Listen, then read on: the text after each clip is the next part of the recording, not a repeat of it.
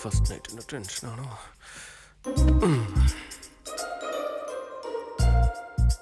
സത്യത്തിൽ എനിക്കും ഇത് പുതിയതാണ്.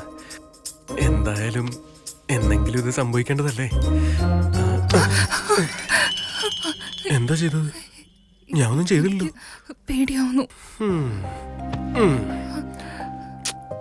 വാ സുന്ദരി, വാ, പേടിക്കണ്ട. ഇവിടെ വന്നിരിക്കെ. ഇരിക്ക്. സുന്ദരി, എനിക്ക് മനസ്സിലാക്കാൻ പറ്റും നീ നിന്റെ സന്തോഷവും ദുഃഖവും എല്ലാം തന്നെ അച്ഛനുമായിട്ട് മാത്രമേ ഷെയർ ചെയ്ത് കാണൂ. അതുകൊണ്ട് നിന്റെ ഈ സിറ്റുവേഷൻ എനിക്ക് മനസ്സിലാക്കാൻ കഴിയും. ധൃതിയൊന്നുമില്ല. നടക്കേണ്ട സമയത്ത് എല്ലാം അതുപോലെ നടന്നോളും. നീ ഒന്നുകൊണ്ടും പേടിക്കണ്ട, സമാധാനമായിട്ട് കിടന്നോളൂ.